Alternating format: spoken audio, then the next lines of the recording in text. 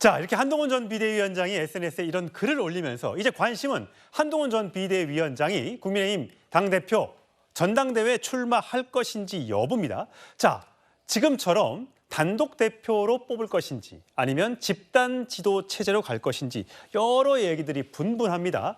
그래서 집단 지도 체제 어떻냐라고 했는데 과거에 실패했던 사례가 국민의힘에 있습니다. 영상 보고 오시겠습니다. 공천관리위원회가 방한 단계에 벗어난 행위는 절대 제가 용납하지 않겠습니다. 앞으로는 원행도 분명히 용납하지 않겠습니다. 예, 저 당시에 내노라 하는 정치인들이 지도부에 많이 포진해 있었는데 이게 비박, 친박, 친이, 친박 뭐 등등 나뉘면서 굉장히 공천 갈등으로 이어지면서 결국은 2016년 총선에서 국민의힘이 졌죠, 민주당에. 그래서 일당을 빼앗겼던 적. 그런 기억 때문에 지금 다시 집단 지도 체제로 가든지 아니면 그래서 지금 나오고 있는 게 하이브리드.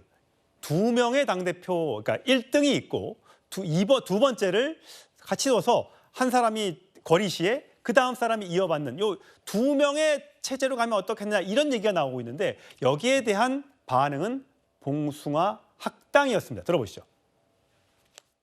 이 1, 2위 후보가 끊임없이 싸우다 보니까 당이 산으로 간다. 예. 지금 어떻게 보면 당이 일사불란하게 움직여야 될 때이거든요. 오히려 또 봉숭아 학당이 돼서 이도저도 못하는 당이 될까 하는 그런 또 우려가 있는 건 또 사실입니다. 저는 특정한 사람하고 상관없이 이거는 봉숭아 학당으로 가는 길을 여는 제도인 것 같아서 그런 기계적인 절충형은 별로 의미가 없다라고 생각이 됩니다. 예, 오 대변인님. 뭐 황우여 비대위원장 뭐 절충형 지도체제 논의해보겠다. 한동훈 견제용이라는 해석은 동의하지 못한다. 당대표 거리 상황에 대비 위한 조직 안정에 방점이 있다. 저희가 뭐 좀 취재를 해보고 하니까 이 일은 하이브리드 체제는 없던 일이 될 걸로 지금 예상은 됩니다. 이렇게 너무 지금 반발이 당대표 나갈 사람들도 반발을 저렇게 하고 있으니까요. 자, 과연 지금 한동훈 당대표를 친윤이라고 하는 국회의원들이 바라고 있는 겁니까? 아닙니까? 굉장히 어려운 질문. 예, 대변인이시니까. 아까 중범죄 피고인한테 진 정당의 후보가 뭐 말할 자격이 없다고 하셔서 제가 말해도 되는지 모르겠는데요. 어쨌건 저는 황우여 위원장님의 첫 제안은 정말 저는 선의에서 비롯됐다고 생각합니다. 지금 윤석열 대통령 취임 이후에 2년 동안에 당대표가 6명이 나왔고요. 예. 그중에 4명은 비대위원장이었고 이렇게 자주 바뀌다 보니까 당의 안정성이 없어지고 또 새로 비대위원장 뽑는데 또 시간이 한참 걸리고 설왕설래하고 이러니까 이제 일종의 이제 부대표를 좀 안정성을 만드는 예. 그런 차원에서 저는 제안하신 거라고 그게 이제 저희 실제 그 진심이라고 저는 생각하고요. 그 보관 속에는 이제 아마 한동훈 위원장이 만약에 당대표가 된다면 친윤계 입장에서는 조금 껄끄러울 수 있으니까 견제하는 역할을 부대표가 한다면은 친윤계도 좀 만족하지 않을까 하는 이제 그 계산도 조금 있었을 거라고 예. 생각합니다. 그런데 이제 실제로는 친윤계도 반대하지 않습니까? 이것을 누구 위한 거냐? 예. 그 대권 당권 주자들 다 이제 반대하고요. 예. 자, 그러니까 이제 앞서 말씀하신 대로 받아들여지지는 않을 것 같고요. 친윤계 입장에서 한동훈 위원장을 지금 어떻게 생각할까? 저는 이제 두 가지일 거라고 생각합니다. 그냥 추측입니다. 첫째.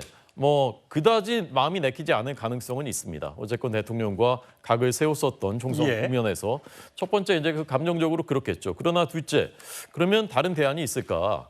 그리고 만약에 나온다면 그것을 다른 사람으로 대체할 수 있는 현실적인 가능성이 있을까? 예, 투표해서 이길 수 있을까? 예, 그 판단을 하겠죠. 그렇죠. 이제 예. 그것이 쉽지 않다라고 생각한다면 지금 어쨌건 윤석열 정부의 성공을 위한 것이지 않습니까? 여당의 책무는.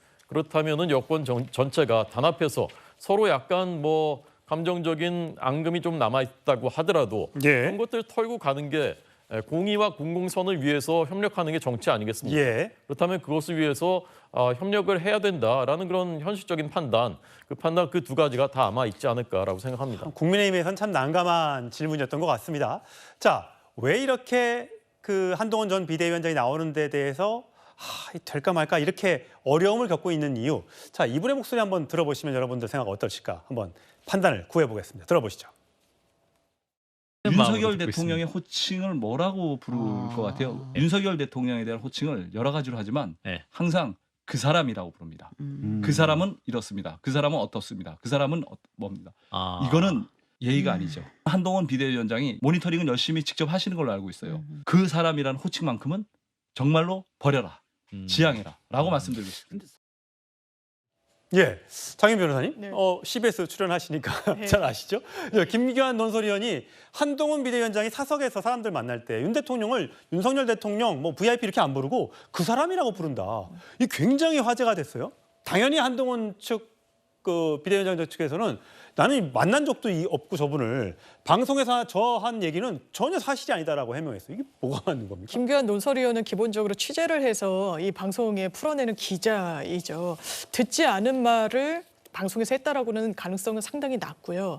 누군가 취재원이 있는 건데 취재원이 한동훈 전 위원장과 관련돼서 이런 이야기를 들은 바가 전혀 없는데 기자에게 그리고 어떻게 이 부분이 회자될 것이 예상되는 상황에서 알렸다고도 보기 어렵습니다. 꼭 그 사람이 아니어도 그분, 뭐 그 사람 이런 식의 3인칭 어떤 그 어법을 썼을 가능성은 저는 개인적으로 열려 있다라는 생각이 듭니다. 한동훈 전 위원장과 관련해서 김규환 논설위원이 이전에는 대단히 경로한 게 대통령만 경로한 게 아니다. 한동훈 전 위원장도 대통령에 대해서 상당히 경로해 있다. 왜냐하면 총선 패배의 책임이 상당히 대통령의 국정 운영에 어떤 부족함에서 기인했는데 그 책임을 오로지 본인이 지게 된 이 정치적인 이 상황에 대해서 분노하고 있다라는 취지에 또 취재를 해서 이야기를 한 적이 있었죠. 저는 기본적으로 한동훈 전 위원장 지금 뭐 야당 공격하고 이러지만 기본적으로 정치 전면에 내세울 때 윤석열 대통령과의 각을 강력하게 세울 수밖에 없는 그런 입지에 있다라고 생각합니다. 왜냐하면 지금 여러 국면에 있어서 대통령과는 봉합이 안 되죠. 대통령이 불러도 가지 않고 대통령이 일기 내각을 불러서 뭐 격려하는 자리에도 모습을 보이지 않습니다. 이미 직간접적으로 정치적인 메시지를 내고 있고요. 이 부분과 관련한 정치적 스탠스는 정해졌는데 다만 대통령의 임기가 3년이나 남았다는 이 국면을 돌파할 수 있을지에 대한 고민 정도가 있을 거라는 생각이 듭니다. 예, 자 과연 한동훈 전 비대위원장 다음 달 전당대회에 출마할지 여부 이제 그 사실을 확인하는 날은 얼마 안 남은 것 같습니다.